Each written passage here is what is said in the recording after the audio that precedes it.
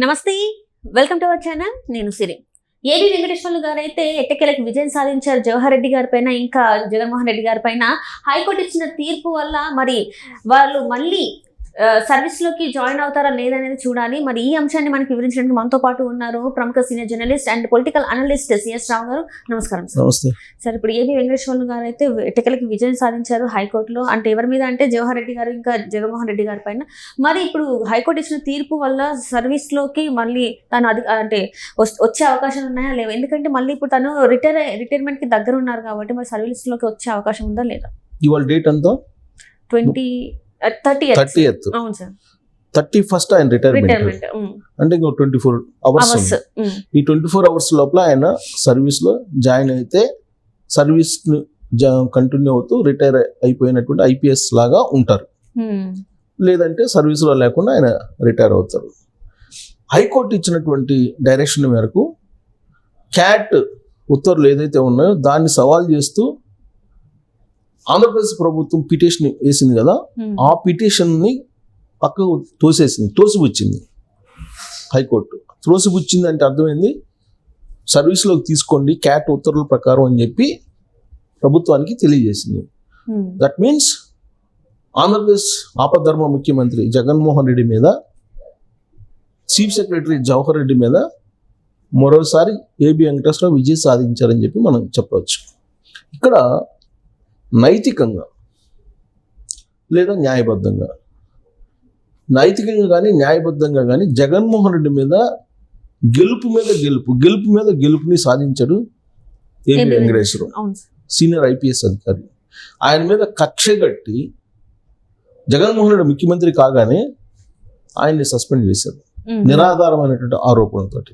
అంటే ఇజ్రాయెల్ నుంచి ఎక్విప్మెంట్ తీసుకొచ్చారని చెప్పేసి అయితే వాళ్ళు చెప్పడం జరిగింది, దానివల్లనే సస్పెండ్ చేయడం జరిగిందని చెప్పేసి అని ఆరోపణలు చేసి సస్పెండ్ చేశారు. కోర్టులో ప్రూవ్ చేయలేకపోయారు కదా, హైకోర్టులో ప్రూవ్ చేయలేకపోయారు, సుప్రీంకోర్టులో ప్రూవ్ చేయలేకపోయారు. అంటే హైకోర్టులో ఓడిపోయారు జగన్మోహన్ రెడ్డి, సుప్రీంకోర్టులో ఓడిపోయారు ఏబి వెంకటేశ్వరరావు మీద. ఇప్పుడు మళ్ళీ ఇంకోసారి హైకోర్టులో ఓడిపోయారు. ఈసారి జవహర్ రెడ్డి కూడా ఓడిపోయారు.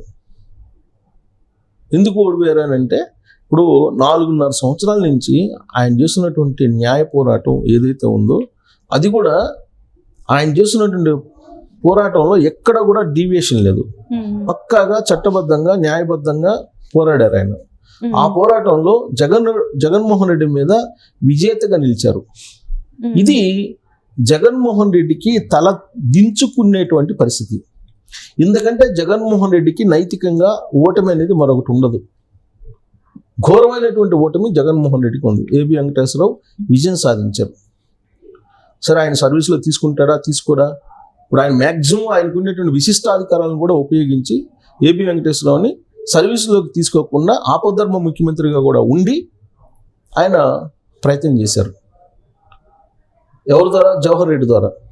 జవహర్ రెడ్డి ఒక సీనియర్ ఐఏఎస్, ఆయనకి తెలియదు కదా, ఆయన ఆలోచించాలి కదా. ఆపద్ధర్మ ముఖ్యమంత్రి చెప్తే ఓరల్గా చెప్తే వినొచ్చా వినకూడదా అనేది ఆలోచించాలి కదా ఒక సీనియర్ ఐఏఎస్ అధికారి. కానీ ఓరల్గా జగన్మోహన్ రెడ్డి చెప్తే విన్నటువంటి chief secretary Jawahar Reddy cat ఇచ్చినటువంటి ఉత్తర్వులను సవాల్ చేస్తూ హైకోర్టులో పిటిషన్ వేశారు. అసలు ఎవరు చెప్తే వేశారు? జగన్మోహన్ రెడ్డి చెప్తే నువ్వు ఆన్ రిటర్న్ కనుక పేపర్ డాక్యుమెంట్లో ఆన్ రిటర్న్ ఫైల్ సంతకం పెట్టి నువ్వు కనుక పిటిషన్ సవాల్ చేయి ఈ ఉత్తర్వుల మీద అని చెప్తే నువ్వు సవాల్ చేస్తే అప్పుడు జగన్మోహన్ రెడ్డి జవహర్ రెడ్డి ఇద్దరు ఎలా న్యాయబద్ధంగా వాళ్ళు వ్యతిరేకంగా చేశారో అర్థమవుతుంది. కానీ ఇప్పుడు జగన్మోహన్ రెడ్డి ఏమో ఎస్కేప్ అయ్యాడు, జవహర్ రెడ్డి ఏమో ఇరుక్కున్నాడు. అయినప్పటికీ అందుకే నేను అంది, నైతికంగా న్యాయబద్ధంగా ఏబి వెంకటేశ్వరరావు జగన్మోహన్ రెడ్డి మీద మరొకసారి విజయం సాధించారు. ఇక ఆయన సర్వీస్లో తీసుకుంటారా లేదా అనేది. ఇక ఇప్పుడు కూడా హైకోర్టు కూడా ఆ పిటిషన్ కొట్టిపడేసి తోసిపుచ్చింది అని అంటే సర్వీసులోకి ఖచ్చితంగా తీసుకోవాలి. ఇప్పటికే ఏబి వెంకటేశ్వరరావు ఎన్నికల కమిషన్కి లెటర్ రాశారు, గవర్నర్ కూడా లెటర్ రాశారు.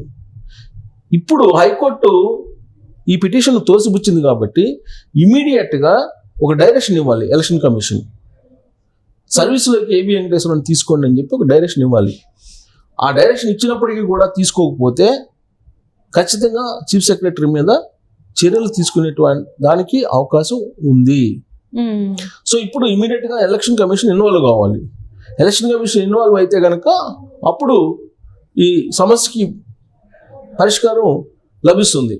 అలా కాకుండా మళ్ళీ ఇప్పుడు హైకోర్టు ఈ పిటిషన్ తోసిపుచ్చింది కాబట్టి మళ్ళా సుప్రీంకోర్టుకి కనుక వెళ్తే చీఫ్ సెక్రటరీ అప్పుడు మళ్ళీ పెండింగ్ పడేటువంటి అవకాశం ఉంది. సో యాజ్ ఆఫ్ నౌ గురువారం రోజు హైకోర్టు, ఆంధ్రప్రదేశ్ హైకోర్టు ఇచ్చింది ఏంటంటే క్యాట్ ఇచ్చినటువంటి ఉత్తర్వుల్ని యాజ్ ఈజ్గా మీరు ఇంప్లిమెంట్ చేయండి అన్నాడు. క్యాట్ ఇచ్చినటువంటి ఉత్తర్వులు ఏంటి? మీరు సర్వీస్లోకి తీసుకోండి ఏబి వెంకటేశ్వరరావుని, మీరు చేసినటువంటి ఆరోపణలు నిరాధారమైనటువంటి ఆరోపణలు, ఆధారాలు లేవు అని చెప్పింది. హైకోర్టు ఏది చెప్పిందో, సుప్రీంకోర్టు ఏది చెప్పిందో అదే చెప్పింది. సో ఇప్పుడు కూడా సర్వీసులోకి కనుక తీసుకోకపోతే అది ప్యూర్గా చీఫ్ సెక్రటరీ తప్పు చేసినట్టు అవుతుంది. చీఫ్ సెక్రటరీ మీద చర్యలు తీసుకునేటువంటి అవకాశం ఉంది. చీఫ్ సెక్రటరీ మీద చర్యలు తీసుకోవాలంటే ఎవరు? ఇప్పుడు ఎన్నికల కమిషన్ ఆధ్వర్యంలో ఆయన పనిచేస్తున్నారు కాబట్టి ఎన్నికల కమిషన్ ఇన్వాల్వ్ కావాలి. ఎన్నికల కమిషన్ ఇన్వాల్వ్ అయ్యి ఆయన సర్వీస్లో తీసుకోమంటే ఆయన్ని ఇవాళ కోర్టు ఆర్డర్ వస్తుంది. కోర్టు ఆల్రెడీ పిటిషన్ తోసిపుచ్చింది కాబట్టి దానికి సంబంధించినటువంటి డాక్యుమెంట్ ఇవాళ వస్తుంది. ఈ డాక్యుమెంట్ని తీసుకెళ్లి చీఫ్ సెక్రటరీకి ఆల్రెడీ వస్తుంది. ఎన్నికల కమిషన్ దాన్ని జోడించి కనుక ఇస్తే, ఎన్నికల కమిషన్ ఇమీడియట్గా చేస్తే, ప్రస్తుతం జరుగుతున్నటువంటి పరిణామాలను బట్టి చూస్తే కనుక బహుశా నేను అనుకోవటం 31వ తారీఖు మే 31 అంటే శుక్రవారం రోజు ఆయన సర్వీసులో జాయిన్ అయ్యేటువంటి అవకాశం ఉంది. సర్వీసులో జాయిన్ అవ్వటం, ఇమీడియట్ గా రిటైర్ అవ్వటం జరుగుతాయేమో అనేది అనిపిస్తుంది. ఎందుకంటే సర్వీస్లో ఉంటూ రిటైర్ కావాలి, సర్వీస్లో లేకుండా రిటైర్ కావడం అనేది కొంత ఇబ్బందికరమైనది, ప్లస్ కొన్ని బెనిఫిట్స్ కూడా ఇబ్బంది కలుగుతుంది. కాబట్టి సర్వీస్లో జాయిన్ అవుతారు. ఇంకోటి ఏంటంటే ఆయన కోర్టులో పోరాడింది కూడా ఏంటంటే, ఇప్పుడు 4.5 years నాకు నష్టం జరిగింది, సర్వీస్ మొత్తం నష్టం జరిగింది, నిరాధారమైన ఆరోపణలతోటి ఇప్పుడు ఉన్నటువంటి ముఖ్యమంత్రి కానీ లేదంటే యంత్రాంగం కానీ ఆరోపణలు చేసింది. బట్ వాటిని నిరూపించలేకపోయారు కాబట్టి నేను నష్టపోయినటువంటి సర్వీస్ని ఇవ్వడంతో పాటు దానికి సంబంధించినటువంటి శాలరీస్ని కూడా, అరియర్స్ అన్ని కూడా రికవరీ చేయమని చెప్పింది. దానికి కోర్టు ఓకే అంది. కాబట్టి ఇప్పుడున్నటువంటి ప్రభుత్వం ఆయనకి 4 సంవత్సరాల పాటు సర్వీస్ కంటిన్యూ చేయడంతో పాటు, మొత్తం సర్వీస్ని కంటిన్యూ చేయడంతో పాటు పొడిగించాలి. పొడిగించడంతో పాటు ఆయనకి అరియర్స్ ఇవన్నీ కూడా ఇవ్వాలి, ప్లస్ కోర్టు ఖర్చులు కూడా ఇవ్వాల్సి ఉంది. కోర్టు కూడా అలాంటి డైరెక్షన్ డెఫినెట్గా చెప్పు ఉంటుంది. కోర్టు ఖర్చులు కూడా ఇవ్వాలి ఏబి వెంకటేశ్వరకి. బహుశా ఇవన్నీ జరగాలని అంటే ముందు చీఫ్ సెక్రటరీ పోవాలి. చీఫ్ సెక్రటరీగా ఉన్నటువంటి జవహర్ రెడ్డి ఆయన బదిలీ పోవటం, లేదంటే ఆయన మీద ఏదన్నా యాక్షన్ తీసుకోవడం జరగాలి. ఇప్పుడు ఆయన మీద బదిలీ వేటు అనేది మెడ మీద కత్తిలాగా వేలాడుతుంది. ఇవాళ కూడా మూర్తి యాదవ్ అనే అతను జవహర్ రెడ్డి ఎక్కడెక్కడ భూముల్ని బినామీలతో కొన్నారు అని చెప్పేసి ఆయన సవాల్ చేస్తూ ప్రెస్ మీట్ పెట్టారు. వచ్చి ప్రమాణం కూడా చేయమంటున్నాడు. సో కాబట్టి ఇన్ని రకాల అలిగేషన్ తోటి కంటిన్యూ అవుతున్నటువంటి చీఫ్ సెక్రటరీ జవహర్ రెడ్డి మీద ఇవాళ లేదా రేపు వేటు పడేటువంటి అవకాశం ఉంది. ఒకవేళ వేటు పడకపోయినా కానీ ఆయన ఏబి వెంకటేశ్వర సర్వీస్లోకి తీసుకోవాలి. సర్వీస్లోకి తీసుకోకపోతే కనుక కోర్టు ధిక్కరణ కింద చీఫ్ సెక్రటరీ దోషిగా నిలుచుకోవాల్సి వస్తుంది.